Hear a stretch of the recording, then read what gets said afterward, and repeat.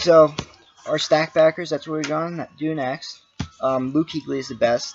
The cliche tackling machine that really applies to him, actually. I mean, it's incredible how he can get to the ball with just pure instincts, and it's like he knows the play sometimes. He has actually good cover skills. He's tall. He's fast. He has it all. Number 2 is Bowman. I think he's a little bit better than Patrick Willis, but he's not as fast, but he's better in coverage, and he might be a little bit better blitzer too. So Willis might be a little better in the run game, or they might be the same. And I think Bowman's just a little bit more instinctual in the passing game, and he is able to make a few more plays. Number 4, I think Lavonte David is a beast for the Bucks. His numbers, what do you have? I think 4 interceptions and 7 sacks and 150 tackles, whatever it was last year. He had some ridiculous numbers. He does it all. He can cover better than, I think he's probably one of the best cover linebackers, top 3 or 4. Number 5 is Derek Johnson. He's hurt right now, but when he's healthy, he's one of the best inside backers he's been for years, and he's excellent against the run game. Great tackler, and I'm pretty sure I've heard it hurts getting hit by him.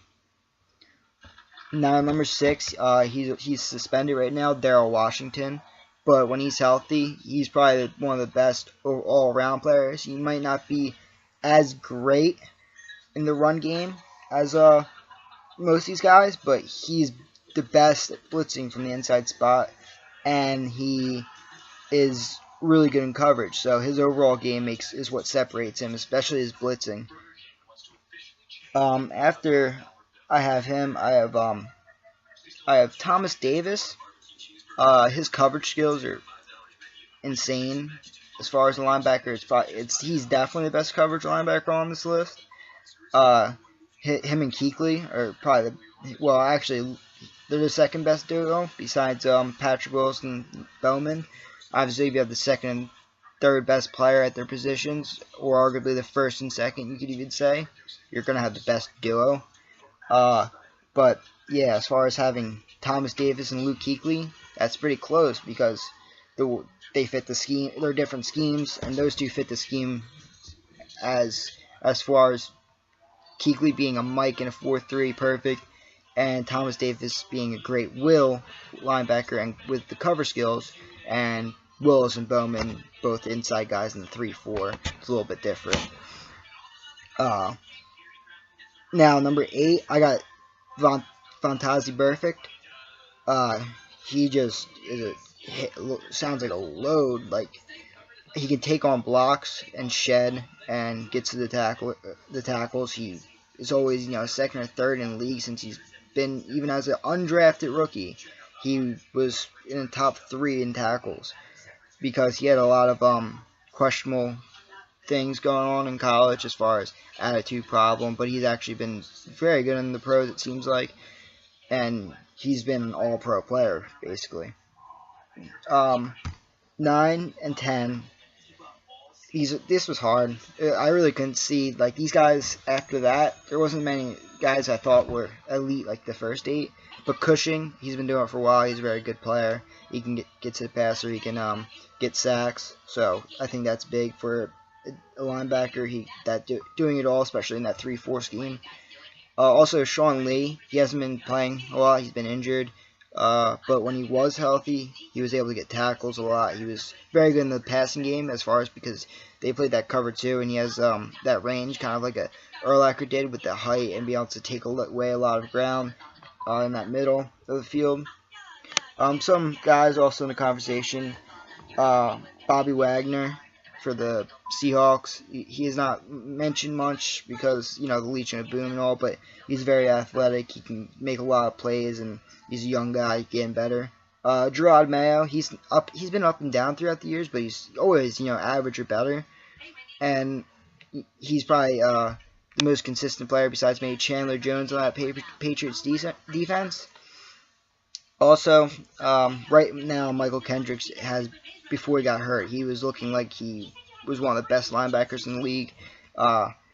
there's not anyone really with his speed at that position besides, Wilson Bowman.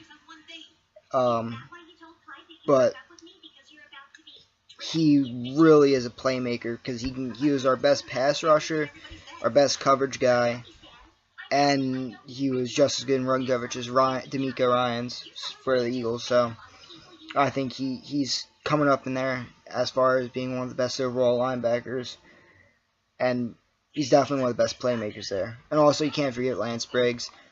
He's prototypical will, but he's even a strong. Like, he's not just a coverage linebacker at the will. He's also great in run protection and in zone coverage in that cover 2 scheme the Bears run. So on to the safeties. We all know who number 1 is and number 2. They both play on the same team. It's Earl Thomas, Cam Chancellor. Earl Thomas is a free safety. Chancellor is strong safety. But Chancellor is pretty excellent. He's huge for a safety, and then Thomas can cover the entire ground. It's that's like a match made in heaven as far as having 2 players that complement each other so well like that. It's really that's really the key. I think safety is the key to having great defense.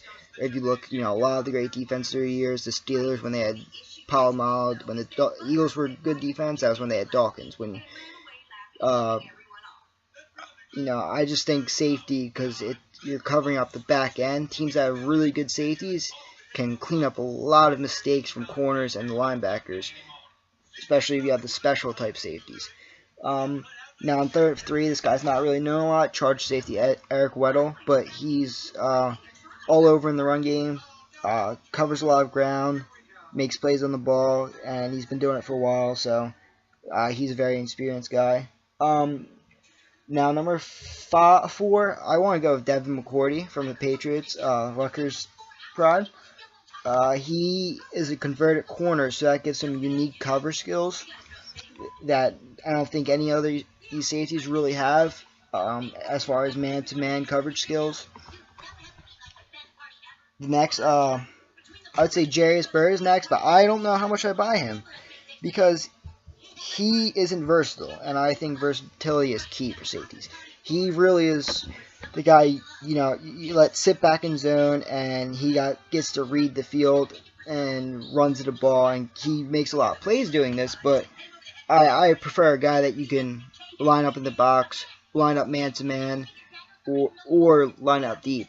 And he doesn't seem to have the speed to cover man-to-man, and he really isn't, that great in the run game. He's nothing special. He's just a good safety. Next, Eric Berry. Eric Berry is really good in the run game. He's pretty good in the pass game. I thought he was going to be better than he is. I thought he'd be one of the best safeties in the league. But to think that him and Earl Thomas came out the same year, that's funny. That's a nice little safety draft. Next, we're gonna go Antrell Roll. He's probably the Giants' best player right now. He makes a lot of plays. He covers that back end up well. He's got range, height, speed. He was a converted cover corner too, so that helps. I think he's a good player.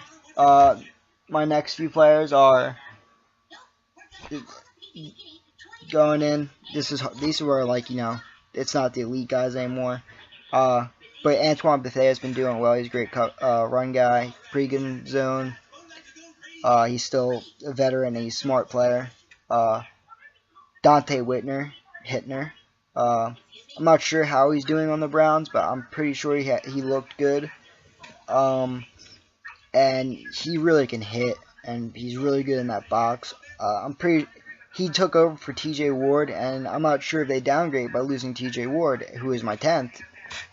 He's really good in the run game, but his coverage skills aren't great, and that's your safety. You gotta be able to cover good.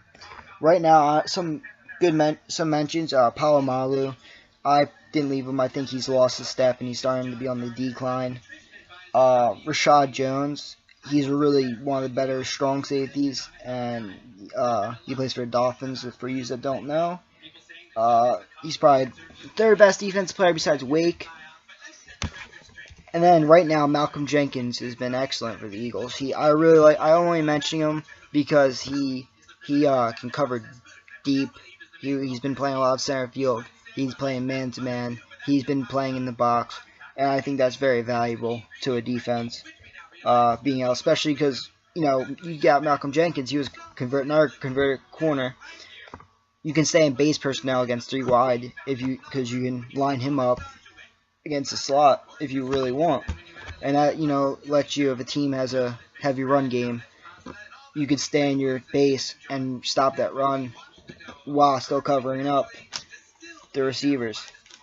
And then Bernard Pollard is just the heaviest hitter in the league. Maybe he's knockout every time, so I like to watch him play. He's pretty sick. All right, now we're on to the last position, the cornerbacks. Number 1 is obviously Richard Sherman. His height and his press ability, and he really doesn't get beat. I don't know if I've seen it, maybe more than once or twice, so he's got to be up there. Number 2 and 3 are pretty even for me. Right now, I'll go to Darrelle Revis because just the credentials of Darrelle Revis has. I don't know if he's been shut down this year for the Patriots, but he is still a very good player when he wants. And then number 3, but I think actually he should be the best, is Patrick Peterson. He's one of the most athletic players in the league as far as overall athletic ability, and he really can cover up the faster receivers and the bigger receivers like not many. Yeah, I think he's one of the few guys that can match up with Calvin Johnson and really go at it with them. Number 5, Brent Grimes. I think he's really underrated. He makes a lot of plays for the Dolphins, and he's a smaller guy, but he's got great ball skills and awareness to really get a lot of picks. Next, Joe Hayden. He's struggling right now, which is odd because he's been so great in the past, and I always wondered how he was so good because he didn't really have the speed requisite to play corner.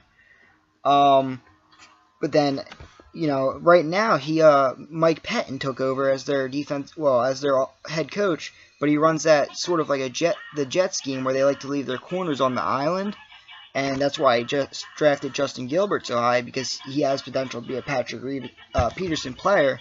And right now, Gilbert's actually outplaying Joe Hayden, but maybe because Hayden isn't necessarily the best to be left down on the island because of his lack of speed. So now my 7, 8, and 9.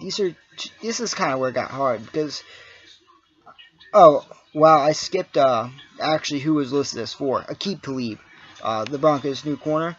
He can really match up with a lot of players that other people can't because of his size, and he has the speed. He has all the physical tools, and he's really physical.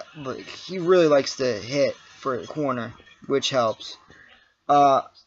Which is also why Ladarius Webb is my 8th guy, because he is a hard-hitting corner. He's as hard-hitting corner I've seen, and he really is physical, and he really fits that Ravens mentality.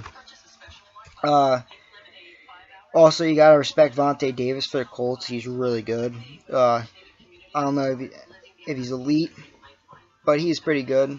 I mean, this is where I'm gonna say a few guys, and they could all be in here. Tramon Williams for the Packers, he makes a lot of plays. Tim Jennings for the Bears, he made a lot of plays last year and has excellent awareness, but he hasn't been doing much. Peanut Tillman's hurt, but he's one of my favorite players because of the way he plays, makes a lot, and really can get the ball out, and his Peanut punch, the Tillman punch, gets them fumbles.